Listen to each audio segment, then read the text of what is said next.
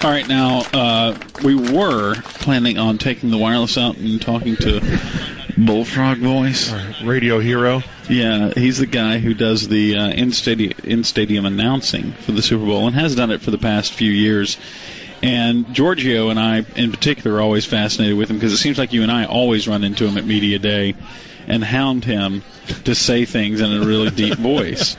He's like 6'7" and skinny, but he has just tremendous elephantine balls. Hey, Jared, do we still have the drop of him saying the Musers? I'm looking. Oh, Musers. He is incredible. So we asked him if he could pop on with us today, and he said, yeah, sure, come get me tomorrow. Well, today is tomorrow. We got to him too late. Yeah. And we got to him, and he said that he has to go on the air at 40 and 10. Is he KOA? Yeah.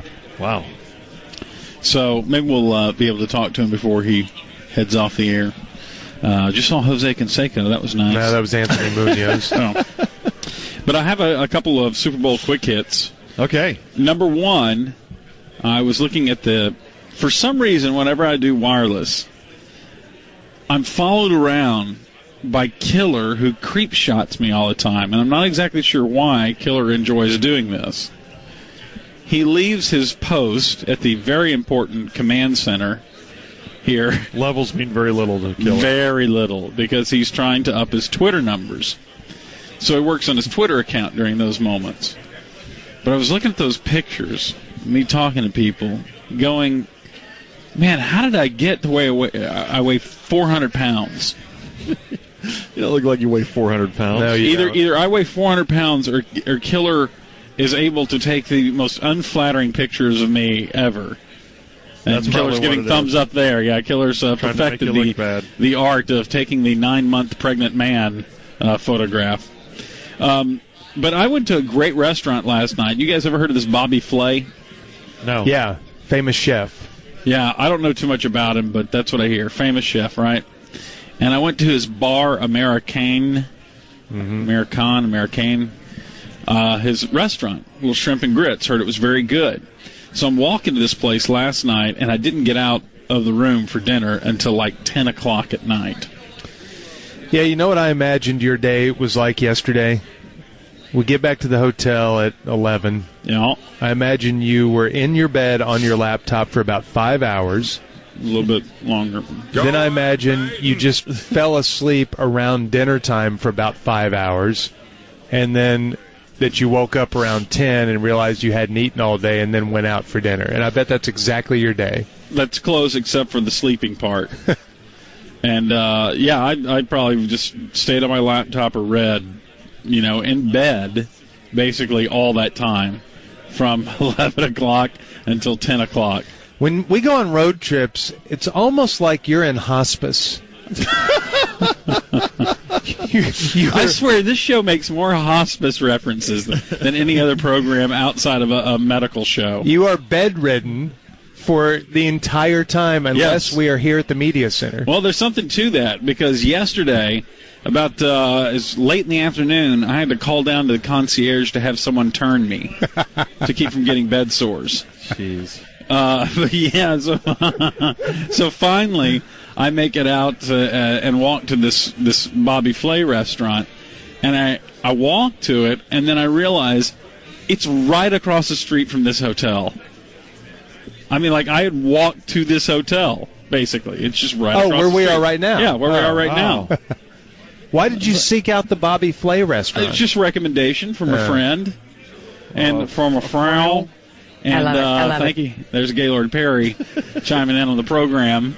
Big Bobby Flay fan. DJ Moose Johnston. Hey, there's Daryl the DJ Moose Johnston, who I'm not so sure likes us. No, I think he does. He does. You think so? He likes me a lot. He likes me. I don't know about you. You know what? I really wronged that man, and I feel guilty about it to this day. Haven't you already apologized? I did apologize to him, but I don't know if he remembers my apology, much less remembers who I am. So I don't know how well the apology took. Anyway, so I was out and about last night, and the wind chill last night, I swear to you, had to be below zero. Yeah, it was awful. Yeah, trust me. It was incredibly bad. Now, I did not run into any known prostitutes, but I ran into a lot of suspected prostitutes. Me too. And they say that it's going on right now, guys. You know, anytime you have the Super Bowl or the NBA All-Star Game or any of the big sporting events, they say there is an influx of prostitutes that get imported to the city and to serve the demand. Look at Killer perking up over there. He certainly knows exactly what I'm talking about. That's perked I saw up a couple. I saw a couple going into our hotel last night. When Killer's pulse rate gets over 3 a minute, that means he's perked up. I saw a couple going into our hotel last night, and they were hot. Well, I saw a couple coming in this morning that looked like they were leaving. That looked. I saw them too. Incredibly hot. They've got to be either cheerleaders or prostitutes. Yes. I think women can be other things than that. I want to make that clear. But yeah, they were really hot. And then I saw last night as I was walking the streets with a couple of guys that had on their arms these 2 incredibly beautiful women, and they were heading into Flash Dancers, the Breast Tavern up here, the topless establishment. Yes. And they were why'd you do Mike's voice? Who said that was Mike's voice? I said yes. Common sense, experience.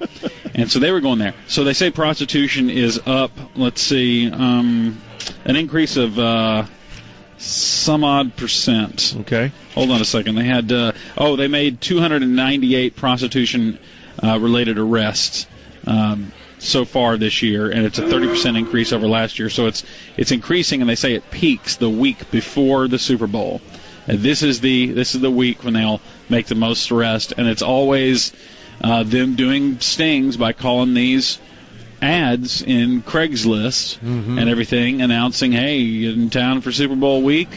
How about companionship or massage or something along those lines? That's exciting. So I'm trying to get the search terms down just right to see what it's about. Have you guys ever been tempted to get a prostitute on a ticket road trip? Yes. No. Very different answers there. The only time different. The only time I thought about it was many, many years ago when we were in California and we were at our hotel, that Marriott that we always stay at. Have you ever thought about? And I got a knock on the door about 11 o'clock, and I opened it, and it was this incredibly hot prostitute. And she asked for somebody like Jim. You Reiner? Jim. And I said, Reiner's dead. no, I think you have the wrong room. So she goes to the next room. And she goes, oh. And she looked real puzzled. And then there was a moment where it was like she was waiting for me to say, come on in. Come on in. If you can't find Jim, why don't you come on in here? And for a split second, and I was single at the time, so I don't know if that would have made it okay, but it would have made it maybe a little more okay. For a split second, I thought, I've never done this. I'm a single man. Yeah. Maybe I should invite her in and just see what this whole thing's about. Hold on, I heard a little advice coming from Giorgio there. What was that? You've never lived. I don't know the rest of it. They bought a whore. Wow. Someone once said that. Maybe I should invite her in and just see what this whole sex with a woman thing is about. Oh, my gosh.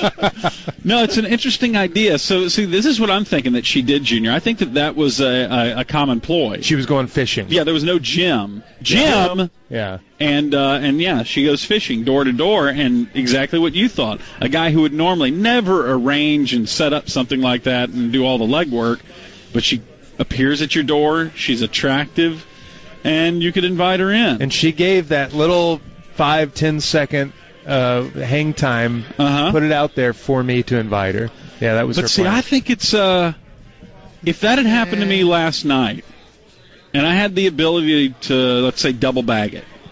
You know what I'm talking about, George? Yeah, I guess. Then I think I would have invited her in, gotten her whole life story, talked with her a little bit about her childhood, her dreams, her aspirations. What does she think? He loves doing really that. Is what does she think about the human psyche and the way that we're angels in animal bodies and all this? And then I would have run out of time, and then she would have left. But yeah, I think I would have done that, Junior, with you. Well, the cost. I don't want you there with me, but I would have paid you to let me watch. Would that be weird? Golly. Yes, that would be weird. All right, that's the O deck. Let's get to our replay before we talk about the two quarterbacks that are going to square off in the Super Bowl. Gordon, you caught up with the great Chris Berman once again, and you want to set up this audio? Yeah, I did. Giorgio and I are obsessed with trying to get Chris to say a couple of words that he said in my very first interview I did with him 10 years ago at the Super Bowl, and that is I need to get him to say Tommy, which is, of course, his partner there on the air that he always, Tommy Jackson. And then I need to get him to say Roman Polanski for some unknown reason. and so let's see if I accomplish that task when I interviewed Chris Berman the other day. Don't know yet. No, I don't know. I don't make it till Thursday. So here's what I do. Here's what I pick every Super Bowl. You're doing interviews with French media. Why not? We're going with Buffalo for Sunday's game. Buffalo. Pourquoi pas? All right. Thank you very much. Sorry for the fractured French. No, Can't believe I sub on what position.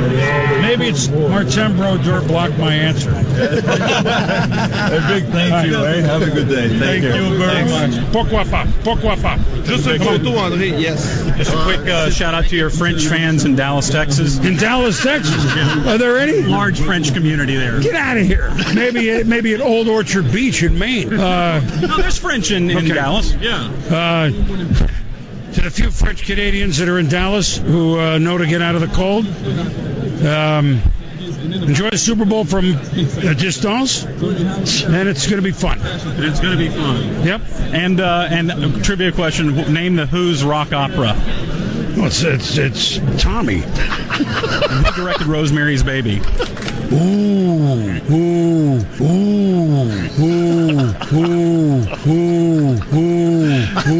Dang it. Ooh. I'd have it on another day. I'm into X and O now. I would have it on another day. I'll give you the first name, Roman. Is it not him? Polanski? Got in a little bit of trouble later on. Yeah, we try to de-emphasize that in Dallas. Thank you for the hint. Thank you, Chris. There you go. Success, right? Awesome. You are the greatest. Got him to say both. He loves saying that name so much. He loves Tommy. Any recorder, but it doesn't have windscreens on it. All right, great job, Gordo, going 2 for 2 with Chris Berman.